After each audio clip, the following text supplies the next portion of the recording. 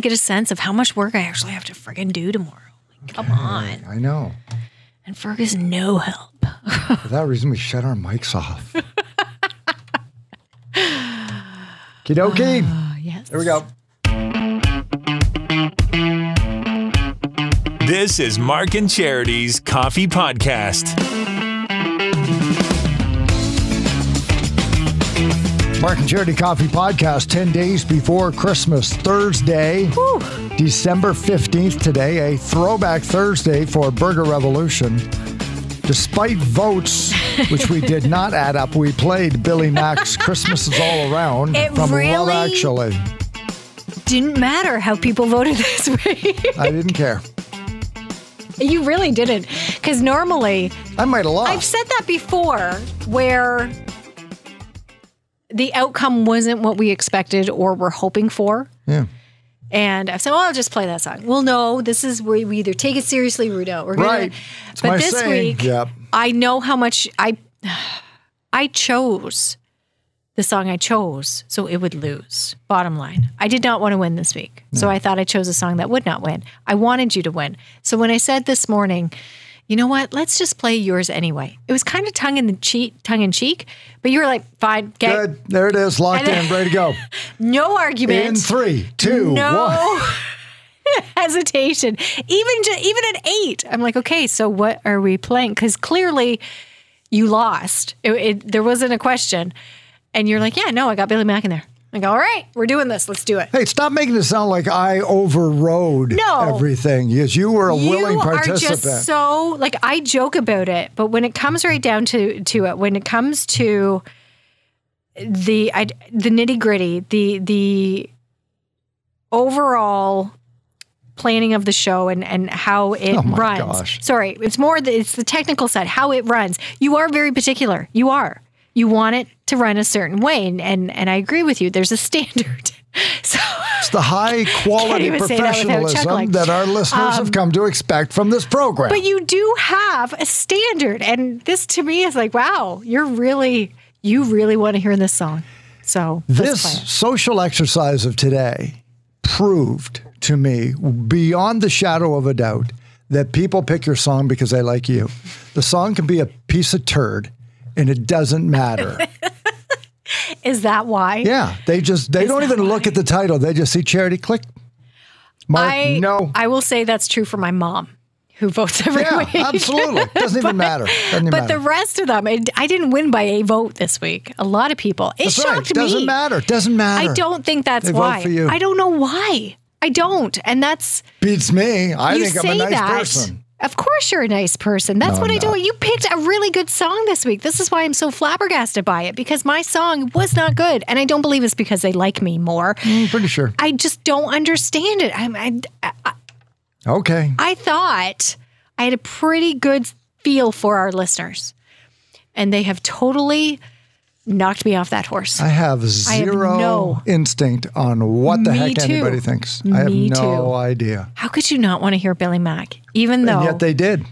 And then maybe they all left. Maybe because it's going to be stuck in their head. Because it's going to be stuck in my friggin' head all day. Thank you for that. Hit number 26 on the charts the week of Christmas, 2003, when the movie came out. Only in the UK. It was largely ignored in many other civilized nations around the world. It didn't chart. Soundtrack hit number 2. For the life of me, I'm trying to remember the other ones. So there'd be Billy Mac, there'd be the Pointer Sisters from that great dancing video that Hugh Grant does. Mariah Carey. Then the Mariah Carey version sung by the child at the end, and I'm unsure of what the other ones are. Well, let me have a look. Bay City Rollers were in the funeral scene at the beginning with Liam Neeson. Oh, that's right. So, I can remember what some of them are. I don't remember what the music was surrounding Colin Firth, for example. All You Need Is Love was featured on it. Okay, right. Puppy Love. Yeah. Anka, All I Want for Christmas Is You. River.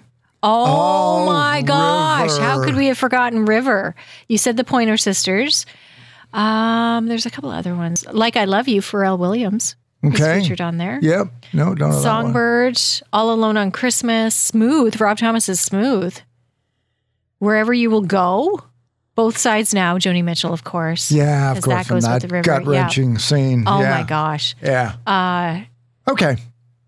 Wow, this is a good. You would really enjoy this soundtrack. It's right up my wheelhouse. It is. I would really like this soundtrack. White Christmas, Otis Redding, not Bing Crosby. We talked this morning, too, about the most rewatched Christmas films of all time. So the one's okay. It's now the middle of November, and it's time to get in the holiday season with your favorite movies. What are the ones that you watch over and over or are chosen by the most number of people? Love Actually is number 3 on the list. In at number 1, Home Alone. Which is amazing. I'm so glad that was number 1. What's funny, though, is we're very quick in cancel culture because Macaulay Culkin became a little bit of a punchline in his younger adult. He's kind of calmed down now and no longer has headlines on him. Yeah. To dispose of products like Johnny Depp. Nobody wants him. Now he may come back. I was going to say, Jerry Bruckheimer is talking about bringing him back to Pirates, Pirates of the Caribbean. Maybe. But, like Macaulay Culkin has survived his mishaps as a young adult to basically have Home Alone be untouched as still. You mean to in the sense that it hasn't tarnished Home Alone? That's right. It hasn't, I'm not going to watch Home Alone. This guy's a freak show. No, it's not. He's went through some problems. And so Home Alone, number 1.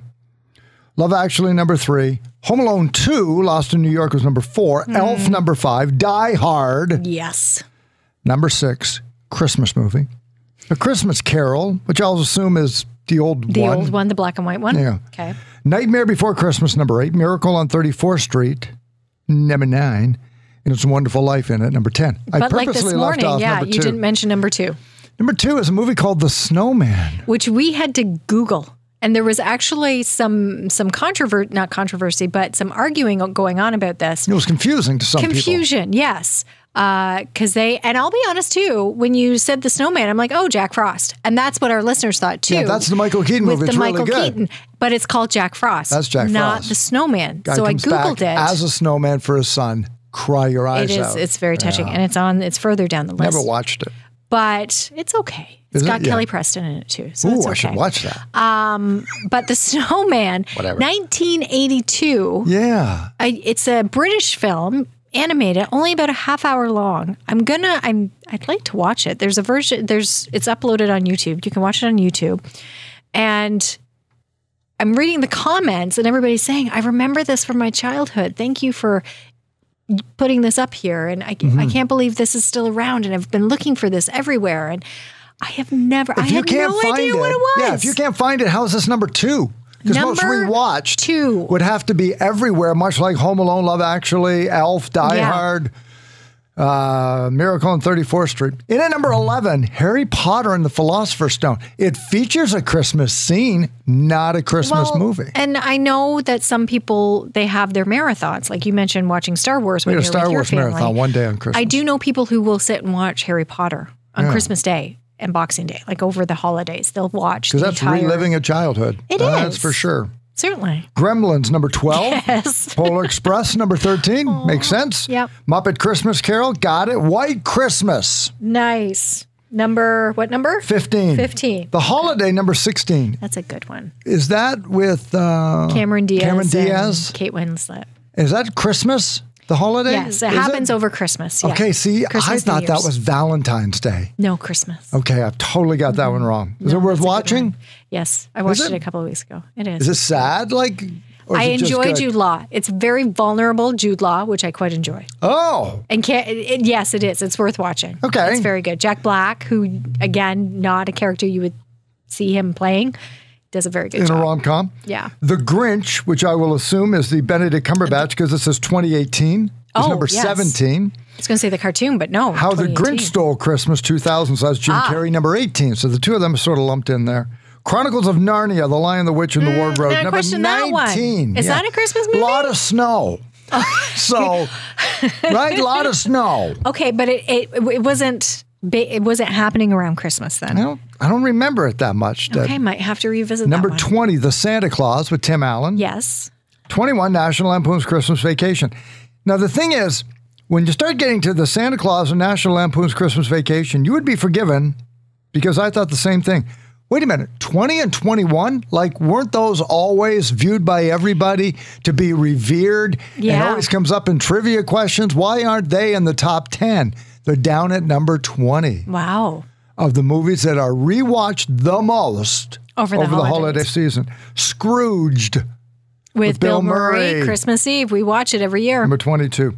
Jingle All the Way with Arnold, 25. Bad Santa, 28. 28? 28. Okay, that bugs me. Knowing what's to come, that's at 28. There's no accounting for some people's taste. There really Charity. isn't. There really isn't. Because Jack Frost, the one we talked about with Michael Keaton's number 29. A Christmas Story. Yeah. Leg Lamp. It's behind Bad Santa. You'll lose an eye, kid. Our buddy. You're going to shoot your eye out. The great Tom Wallace. Yes. Tommy Wallace from Campbellford Number Chrysler. 30. Look, it's the cops. Whatever his famous line is. Hey, look, it's the cops. That is number 33. 33. Okay. I skipped over a few I'd never heard of. Sorry. Fred Claus, 34 with Vince Vaughn. Mm-hmm. 36, The Christmas Chronicles. Really? From Netflix. Okay, well, they'll go up. 37, Mickey's Christmas Carol. That's a good one, too. I like that one. And then here we go. Rudolph the Red-Nosed Reindeer is number 38. Yeah, like why isn't it higher? Have we all seen it and our kids haven't embraced it? Have kids embraced it? My kids have embraced it. Okay. I didn't know whether it's, technologically, if it's too old. I think that's part of the draw, though. It always was for me. Yeah. Nobody wants a Charlie in the box on the island of misfit toys. Did I see the meme about the water gun that squirts jelly? Jelly, yeah. Stop filling it with jelly. Yeah. There's nothing wrong with it. That gun should not have been on the island of misfit toys. Just stop filling it with jelly and it'd be a regular water gun. It's fine. Nobody wants a Charlie. 4 Christmases, 39. Oh, I hate that movie. So and it's on the list, really. Vince Vaughn again, right? Who's he married to? Reese Witherspoon? No chemistry whatsoever. Okay. Jon Favreau's in it. Okay, Robert and the whole Duvall. idea is that his parents are divorced and her parents are divorced, so they each have two sets of parents. So there are 4 Christmases. And it's such an angry movie. Like that's nothing. what I have a problem with, Yeah, that's why I don't like it. There's nothing warm about that movie. Yeah, and I don't need schmaltz, but I also didn't need manufactured conflict. Exactly. To make, because there's enough real stuff in the world. There's also a movie I took off here. Can we talk about it? Sure. Christmas with the Cranks. Do you know that one? Yes. And that was with Jamie Lee Curtis. I can't remember Tim who Allen? plays. Was it Tim Allen? I don't remember who plays the guy. I don't know that it is. Please look that up. I'm going to. It's based on a John Grisham bestseller called Skipping Christmas. And it is the, John Grisham, if you're listening, cover your ears and go, la, la, la, la, la. It is the only John Grisham novel that I did not like whatsoever. Because the whole idea was this, the whole premise was this, that like so many people, when they get to be of a certain age, retirement age, they leave the North and they go down to the South for the winter. And they leave early in November, maybe after Thanksgiving. They don't want to hang around till Christmas. So they have Christmas another time. So they're going to skip Christmas. We're going down south. It's time to reclaim our lives. Yeah. And they're adult children. They're going. They're adult children are like, oh, you can't do that. It's like, we've had our time. Da-da-da, we're going to go. And she's all like, and they're both planning and the whole thing. And there's a neighbor who's sort of a curmudgeon, that's going to show up at the end. Catherine O'Hara? It's a guy. It was a guy. Maybe it's played by a woman in the movie. Probably. That sounds about right. And then what happens is, for whatever reason, they decide maybe we should stay. And Jamie Lee Curtis does the total heel turn. Oh, I never wanted to go, and we have to stay. And that bugged me. You guys wanted to go, and then now we have this couple fighting about whether they should stay or not. And I thought, why did you manufacture this? And I didn't like it. Did it stay true to the story? I never saw the movie because I didn't like the book. Okay, so you're talking about the book itself. Yeah, the book because itself. Because the movie, I saw the movie, and that was very, okay, that sounds, you know what I mean? Yes. And it doesn't make you feel good. It's not enjoyable to watch. Yeah. It's not, and I'm sorry, those two, Catherine O'Hara and James Gandolfini, are a movie that I was going to mention. Dan Aykroyd is in the movie. Okay. And Emmett Walsh, and I believe he's the curmudgeon neighbor. Okay, yeah. But like there's nothing fun about this movie. About a manufactured argument, like the Christmas Stones. Remember there was a movie about like that with Diane Keaton and Rachel McAdams. The Family Stones. I like that. Okay, I don't know, but anytime I see that when the trailer has dysfunctional family arguing and the word Christmas in the title, I ignore it. I just don't want to watch it. Then this Surviving Christmas. Did you see Surviving Christmas? No. Because same thing, but I didn't mind it either. It was with Ben Affleck and Catherine O'Hara and James Gandolfini. Oh, that's the and one. Christina Okay. Applegate. I heard that one was just pan, he pays exactly, and I never understood it because I don't mind it. I think it's not Ben Affleck's best movie by any means, but he pays. And that's saying something because he did Jennifer Lopez movies. He pays a family to act as his family for Christmas. He's trying to relive Christmas. Okay. Or have a perfect Christmas. So he pays his family to do it. Well, it's this dysfunction of the family that's shown, and I find it actually quite funny, but it has the warmth at the end. Like give me something. Yeah, it does redeem itself. It's not a great movie, but it's not what critics have said either, because it has been panned, and they say it's one of his worst, and maybe I don't know. I don't think it's as bad. Surviving Christmas, yeah. But I didn't get angry watching it, and I didn't feel bad after watching it, like Christmas with the Cranks and like Four Christmases. Like Four Christmases made me feel bad. Yeah. Like it didn't. Yeah. There was nothing good, nothing redeeming I found about that film. You know, did you ever see the movie The Family Man? That was on there with our buddy there. Nicolas Cage. And Tay Leone. And I surprisingly really liked that one. That movie, yes, I did too. Because again, you see, it's prioritizing, right? He comes to appreciate it, and he realizes it's a little bit the magic of what the season's about. It's a Wonderful Life, where he's magically transported back. I did like that one. Forward. What if his old girlfriend calls him, right? Yeah. What if we had gotten married, and then he drifts off? What if I hadn't moved away and focused on my career? So then he wakes up the next morning, and she's in bed, and they have children, and they are married, and he's got to come to grips with what really, because everybody seems to accept the fact that they're a family. And he's the only one who doesn't realize this isn't real, or is it real, or whatever. Well, and he's working for his father-in-law at a tire shop. And like, it's a totally different... Instead of being in New York. What would have happened if I had stayed as opposed to go to the big city? That age-old And then you get to the last 20 minutes where now it's about to go back to your other life, and he's not sure if he wants to. He wants to. And that's the whole... So I can get that. Okay, give me the conflict that leads to the redeeming end. Yeah. Give me the confusion that leads to clarity. Don't just manufacture confusion to be mad and then say, ha, we make fun of Christmas. I don't want it. That's what Four Christmases. Yeah. Don't need That's what I found. Off topic, but another one like that is the one with Jennifer Aniston and Vince Vaughn. The Breakup. Oh, right. I had a hard time with that one because I thought, what was the point of this movie? Yeah. This entire movie, you guys are fighting, and at first it's funny, but then it gets like a little more serious and angry, and you don't end up together. So what was the point? Like, why did you bring us on this journey? Like, what is the point of this movie? Wasn't a Christmas movie, but I found that way after Knocked Up. Remember with... I never saw Knocked Up. Everybody thought it was so funny. It had, what's our Canadian buddy's name there? Seth Rogen. Seth Rogen and Katherine Heigl. But again, and then but didn't they get together with the baby? Yeah, but they fought the whole time. Is this what a relationship and have to have a baby is all about? I guess it's funny to some people who think that fighting all the time is funny. I don't know. And that, again, Four Christmases. I don't... Yeah.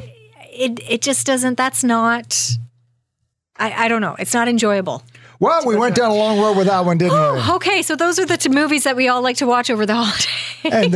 And the ones that we don't like. Let's talk about something super redeeming. We had Ashley Vader on the show this morning. She of Grace Inn Shelter. And you think, well, okay, a homeless shelter at Christmas. It seems like that would be Christmas spirit for me to donate to. They're not just looking for donations. No. In fact, they're not even really looking for donations. No. They're looking for your time and attention. They're having an open house. They've been here 3 years and can finally open their doors to the community and the public. So they want you to come by and check them out. And whatever preconceptions you have about this building, I can assure you they're going to be wrong. Yes, Friday and Saturday, the 16th and 17th from 1 to 5. It's unusual when people think about it to go on a community tour of what would be known as a homeless shelter, but it is important that the community understands exactly what services are being provided. Oh, yeah, definitely, because I think a lot of people, when they think of the shelter, they just think of the bed, but there's so much more to Grace Inn that we provide to our guests and the community as a whole. Well, and to be honest, I think both Mark and I felt that way. Yeah, absolutely. We don't want to just be a shelter. that's really just a Band-Aid solution. We want to create a path to success. So that starts with the bed, sure, but it's getting to know our guests personally. That's why there's only 21 beds. It's really getting to know what they need, what they want as well. Oftentimes our guests are not asked what they want to do. So it's that opportunity to kind of have really personal discussions with our guests to figure out what they need and what they want. And then through that, they get to go through our systems navigation process. And then on beyond that with our transitional house, if that's an opportunity for them as well, there's just so much more that the shelter offers than just that bed. Ashley Vader joins us this morning from Grace Inn Shelter. Their open house is Friday and Saturday. What will guests who are visiting that day get to see? So we are obviously having a tour of all the public spaces in the shelter. We've got some former guests who are really excited to share their stories, and we've got current guests who are also really excited to share their stories. There's going to be interactive opportunities for families with children, and just a really good experience talking to our staff as well. One thing I noticed, Ashley, when we speak was that you refer to people as guests, people who stay with you as guests. Yeah, I mean, in our mission statement, it says that we want to provide dignity, and it's a piece of that where we're not calling them clients, we're not calling them participants. It really brings a more personal touch to it that our guests know that when they come in, they're going to be treated with dignity. They're going to be treated as you would a guest coming into your home or a hotel. And the one thing you're also going to find, of course, is that we have a stereotype in our head who would sleep as a shelter. Yes. Not the case, right? Absolutely not. I think when you guys came, we were talking, we've had a dad come in and he stayed every night and he woke up every Monday to Friday to drive his son to school. We've got lots of people who are having full-time employment and just lost their housing to COVID or the housing crisis. There is across the board not one stereotype that you can really pin down on what someone looks like when they are experiencing homelessness. And hopefully this opportunity for our public open house will allow people to kind of broaden their scope of what homelessness really looks like in our community and actually across Canada. And that's exactly what Friday and Saturday is, an opportunity for the community to come and learn more. Absolutely. Yeah, we're so excited to finally be able to bring people in. I know we couldn't do it during COVID, and it was really not secretive, but people didn't really know about it because everything was shut down. And this is finally our time to say, hey, come on in, see what we're doing, really invest in this program that is so important to this community. And it's what a wonderful opportunity to have the public come in. And I'm sure you guys have all noticed on our Facebook page, quite often our donors are young children. And so this is that opportunity for you to bring your kids in, to invest them in the benefit of supporting their community members who might not have as much. And once again, what are the hours? It's 1 to 5, 1 p.m. to 5 p.m., Friday and Saturday, and donations are welcome. Oh, good. So if someone would like to make a donation to the shelter, they can do that as well. Absolutely. We'll have our Christmas tree all set up with boxes for food, for clothing, and for hygiene products. Perfect. Ashley Vader from Grace Inn Homeless Shelter here in Belleville, holding an open house both Friday and Saturday. Great to speak with you, and thanks so much. Thank you. So feel free to bring along some of those toiletries or a little bit of food or cash that they can turn into magically more than you could buy, and help them out. Once again, Friday afternoon, 1 till 5, Saturday, 1 till 5. And learn a little something too. Yeah. As I said, it's going to be an eye-opener. There's no question. They do so much more than just supply beds for those who may need to get out of the weather and have somewhere safe to sleep. There's so much more to it. All this came out of the Sleep Country initiative we had on Giving Tuesday. When we went for the tour and they said we're going to have an open house, it's like people should do that because I didn't know they had a transitional house. No. I thought it was a free-for-all every night when it got dark to see first one in. And it's like, first come, first serve. It's not like that. It's all part of a program in which there's a maximum stay. There are people in this community, people who live here who lost their houses because of works, mortgages, no fault of their own, that need somewhere to stay for a few weeks. When she talked about the one guy, he gets up and he drives his son to school. Yeah, this is a parent who just doesn't, or students who come to the city and there just isn't housing for them, or they have to leave early, or they're waiting somewhere to go. They need somewhere in the meantime to stay. It's not your, as you pointed out, not your stereotypical, and we're all guilty of it when we hear homeless shelter, of having this image of who uses them. And it's not always who you think. Or Hollywood Skid Row under the underpass. Exactly. That's what they are all like. There are people who, yes, may have health issues that they suffer from and are unable to own their own residence, have a place to stay. They are transient, yes. Transient. But there are other people, and more than many of us realize, that just can't afford it right now, or have fallen on hard times, or just don't have somewhere to sleep, and they need these resources. And then when they're able to move to transitional housing, then they get back to housing. They want to get back to that. That's right. Yeah. So it's really pretty cool. incredible. Tomorrow, 1 to 5, Saturday, 1 to 5. Ashley, thank you for that. Can I mention something that's going on today real quick? Yeah. This came out after we got off the air, so I apologize. Gosh. I don't want to throw this at you and surprise you. But Procter & Gamble, today's the day they announced the total raise with United Way, with their employee campaign. Yeah. So tomorrow we're going to have that for you. They're announcing it at 1 o'clock this afternoon, so follow along within Quinty, and we will talk about it tomorrow. Years past, and I don't want to put any pressure on them because times are tighter. It's always 6 figures, and it started with a 4 the last few years, $425,000. I mean, if they can get to $300,000 this year with the way things are, tighter wallets, fewer people giving, but the greater the need, that's just impressive. So that's right. Well, December 15th, usually about week and a half before Christmas, because the United Way program and the campaign wraps up shortly. So, wow.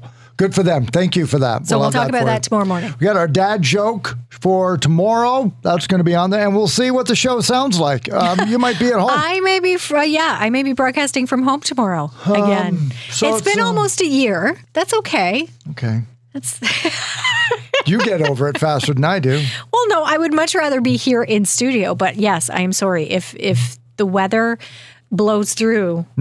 Literal pun intended, the way that it's being forecast, I most likely will be at home. I'll just sit here looking like Beaker. Just stare at my chair. I'll put the weather on your chair. You can still put everything out if you want. Yeah, I'll just lay it all out there. We normally have treats on Fridays. I guess we won't be having treats tomorrow. Well, you can still have treats. Nah, it's not the same. Oh, not the same. Market Charity Coffee Podcast ahead of the snow. Join us tomorrow morning as we get ever closer to Christmas. If you love the Christmas music, join us tonight for Christmas nights. Hunker down, everybody, because it's blowing in tonight. We'll talk to you tomorrow.